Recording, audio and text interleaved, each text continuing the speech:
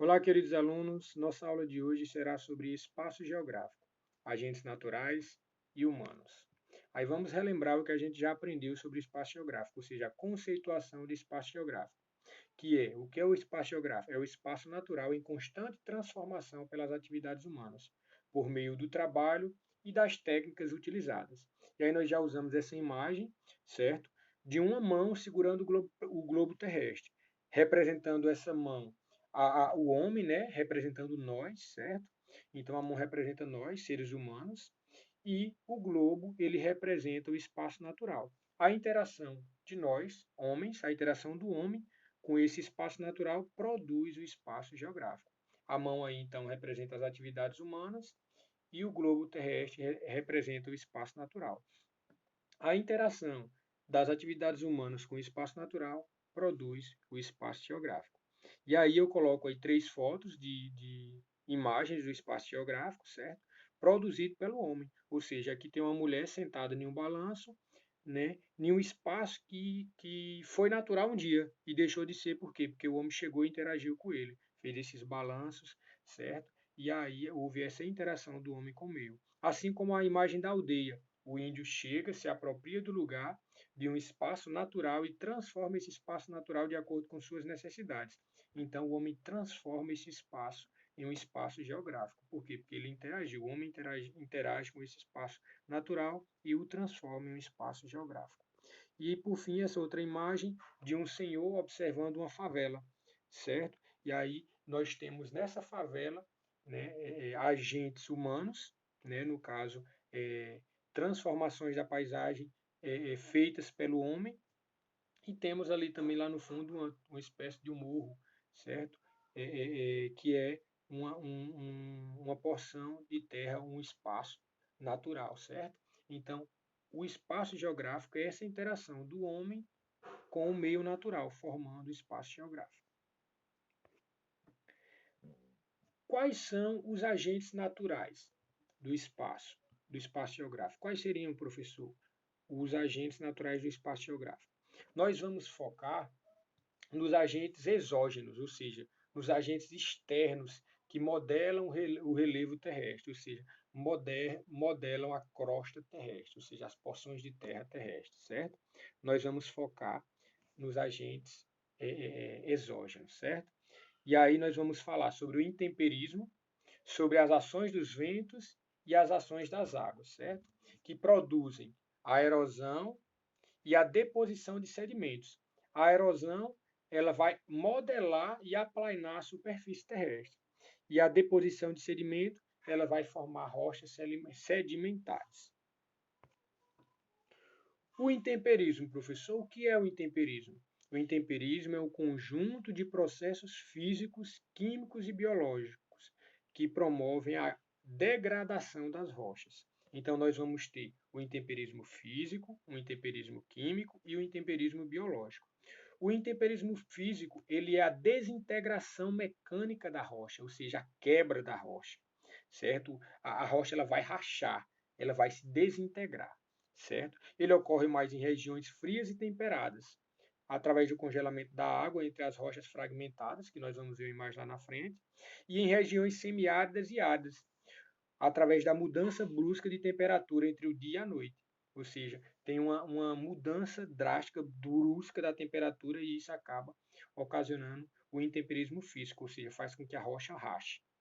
O intemperismo químico é uma alteração química dos componentes da rocha. As reações químicas entre a água e os constituintes da atmosfera e dos minerais, ou seja, os elementos químicos eles interagem um com o outro e aí acaba ocorrendo uma reação química e transformando essa rocha, certo? Ocorre mais em regiões tropicais devido à umidade ser acentuada, ou seja, nas áreas tropicais há uma grande incidência de chuvas e aí acaba favorecendo o intemperismo químico. E o intemperismo biológico, que é a transformação das rochas a partir da ação de seres vivos, como bactérias ou até mesmo animais. Aí nós temos como exemplo as raízes das árvores, as ações de bactérias, a decomposição de organismos ou excrementos dos animais, certo? Entre outros. Aí aqui eu trago os exemplos. Intemperismo físico, aí nós temos aí, né, o solo rachado, certo? A transformação do solo decorrente do intemperismo. Então, o intemperismo físico, ele é essa desintegração da rocha, certo? E aqui à nossa direita, nós temos uma rocha toda quebrada também, representando o intemperismo físico, certo? E o que aconteceu para essa rocha, professor, quebrada dessa forma? Aí nós temos aí a explicaçãozinha acima, certo? Nós temos ali a rocha e chove. A água infiltra nas rachaduras que há no solo, nos poros, nas aberturas que há no solo, certo? E aí nessas áreas temperadas e polares, essa água que infiltrou, ela vai congelar. E quando a água congela, ela se expande, certo? Como se você, por exemplo, pegar uma garrafa e botar uma garrafa cheinha, encher ela de água, fechar ela e colocar na geladeira. Essa garrafa vai quebrar. Por quê? Porque ela vai congelar, botar no freezer, ela vai congelar e aí a organização das moléculas, quando ela está no estado, a água está no estado sólido, é uma organização diferente. Então ela se expande e aí vai quebrar a garrafa. Da mesma forma ocorre dentro do solo. E foi o que aconteceu aqui com esta rocha, certo? Então aqui nós temos exemplos de intemperismo físico. Lembrando que essa imagem à esquerda é uma imagem muito comum aqui na nossa região, no nosso sertão. O intemperismo químico. Um intemperismo químico é, como já foi dito, é a interação entre os elementos químicos, certo? Que existem na natureza. E aí, por exemplo, próximo a uma rocha, né? Com a rocha e, por exemplo, o ar com a água da chuva. E é essa interação entre os elementos químicos que compõem essas substâncias vai ocorrer uma transformação da rocha. E aí eu trago aqui um exemplo, né, uma imagem com exemplo de uma rocha que sofreu intemperismo químico por dissolução, ou seja, houve reações químicas ali entre os elementos das substâncias, e aí acabou ocorrendo a transformação física, né, a transformação na aparência dessa rocha, certo? Como nós podemos ver aí os vários buracos ali na rocha, certo? Ou seja, isso decorrente desse intemperismo químico, essa transformação, essa modificação na rocha, certo? E aí eu coloco aqui uma imagem, certo? Da interação que ocorre entre os elementos químicos que está composto na água quando ela chove, no gás carbônico, né, que está ali também no ar, e aí quando essas gotículas de água entram em contato com gás carbônico, vai tendo já uma reação química que entra em contato com a rocha e ocorrendo novas reações químicas e, e isso vai a transformar a composição da rocha e, consequentemente, transformar ela fisicamente também. Então, esse é o intemperismo químico. Intemperismo biológico. Intemperismo biológico é o quê? É uma vida que está ali dentro da rocha e por conta dessa vida, desse ser biológico, né, ele transforma essa rocha. E aí eu trago aí duas imagens, por exemplo, nessa imagem à nossa esquerda nós temos uma rocha ali e aí nós temos uma árvore que nasceu, né, ela nasceu dentro dessa rocha. E aí, conforme ela vai crescendo, ela vai desintegrando, ela vai quebrando essa rocha. Ou seja, essa transformação, essa modificação dessa rocha foi feita através de uma vida, através de uma árvore. Então, a árvore, ó, ela transformou essa rocha. Então, é isso que é o intemperismo biológico. E à nossa direita, nós temos também essa árvore mostrando ali as raízes, certo? Como ocorre dentro do solo, dentro da rocha. Então, essa vida, essa planta, ela foi pequenininha um dia, e aí ela vai crescendo e as suas raízes vão crescendo também e vai transformando essa rocha, ou seja, desintegrando essa rocha, quebrando essa rocha, certo? Então, isso que é o intemperismo biológico. Aí aqui eu coloco três exemplos, os três exemplos juntos, né? De intemperismo químico, físico e biológico, para que vocês possam pausar o vídeo e fazer uma comparação melhor entre um e outro. Aí eu trago também a ação dos ventos, certo? Ou seja, um agente externo, um agente exógeno também. Além do intemperismo, nós temos a ação dos ventos. Aqui também podemos chamar de erosão eólica, certo? O que é, professor, essa erosão eólica? É a retirada superficial de fragmentos mais finos das rochas através do vento, ou seja, o vento tira esses fragmentos das rochas, certo? Aí eu trago aí três imagens, certo?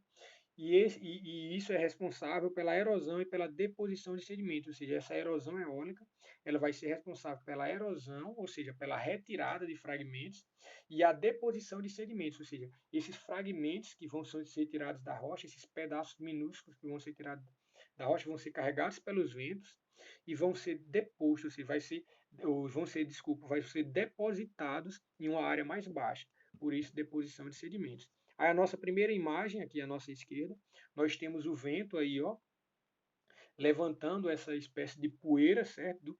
Com vários fragmentos das rochas, certo? E aí esses fragmentos, eles modificam a rocha, como por exemplo na nossa segunda imagem. Nós temos aí, né, uma espécie de uma árvore, né? Uma rocha que é parecendo uma árvore, mas que na verdade é apenas uma rocha que sofreu erosão eólica, ou seja, o vento foi batendo nela, tendo contato com ela, e aí foi moldando, modificando essa rocha, transformando ela, ou seja, através de quê? Através da retirada de fragmentos. Até mesmo outros fragmentos que vêm no vento, né? Quando bate nessa rocha, acaba fazendo que saia mais pedaços dela, certo? O vento, então, ele vai moldando essa rocha, certo? Através da erosão eólica. E aí a nossa terceira imagem aqui, eu trago aqui uma área mais alta, certo? Que foi erodida, certo? Devido à ação dos ventos. E aí, devido à ação da gravidade também dos ventos, esses fragmentos que foram tirados da rocha acabam caindo em uma área mais baixa, certo? Como sedimentos, depositando, por exemplo, aí no leito do rio, certo? Criando um assoreamento no rio, certo? Então, temos aqui a erosão eólica. E, por fim, a ação das águas, erosão fluvial e erosão pluvial. O que é, professor, a erosão fluvial? É o desgaste provocado nas margens do rio pelo seu leito, piorando com a retirada da vegetação ciliar. Esculpem vales, cânions e formam planícies de inundação. E a erosão pluvial ela é causada pela ação da água da chuva. Nas áreas onde o terreno é menos protegido pela vegetação, pode ocorrer deslizamentos de terra. E aí nós vamos ver isso em imagens que fica mais simples, certo? Aí nós temos aqui a erosão fluvial, certo? Que é a erosão por meio do rio. Temos aqui uma imagem à nossa esquerda de um leito de um rio, certo? Está ali o nome é rio. Aí as margens do rio nós temos a mata ciliar. Aí com a remoção, a retirada dessa mata ciliar, acaba ocorrendo a erosão, certo? Por que, professor, ocorre a erosão? Essa erosão, porque a planta, as raízes delas facilitam a infiltração da água no solo. Quando bate água nela, a planta não deixa que o solo seja carregado. Tanto a água da chuva quanto a água do próprio leito do rio. Ele não vai permitir que raste as margens, certo? A rocha. Ela vai infiltrar, essa água vai ser infiltrada no solo. Por quê? Porque tem a vegetação ali. Mas quando essa vegetação ela é removida, ela é retirada, conforme na imagem aí, essa área fica exposta. Então, quando o rio ele passa por enchente, a água acaba arrastando a rocha, quebrando a rocha, desintegrando ela e levando para o leito do rio, certo? Causando o assoreamento do rio. Nessa segunda imagem, nós temos aqui um exemplo também do que acabou de ser dito na prática, certo? Ou seja, no momento de chuva, esse leito desse rio aumenta, né?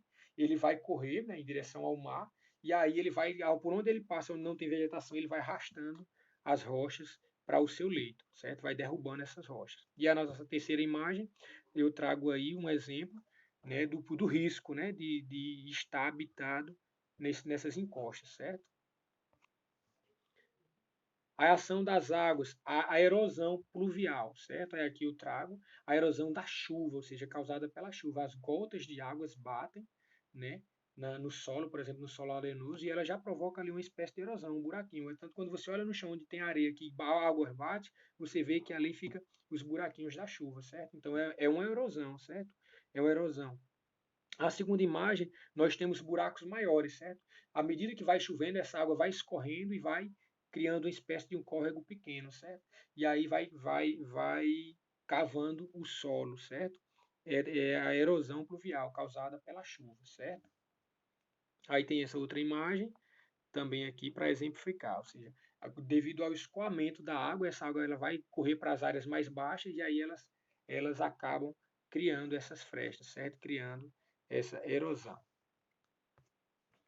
E por fim, a ação humana, certo? O homem ele transforma o meio à sua volta. Aí eu trago apenas imagens, certo? Aqui, ó, as ilhas artificiais de Dubai, criada pelo homem, certo? O homem cria, vem e transforma a natureza, certo? Basicamente isso. Traga a barragem de Sobradinho também.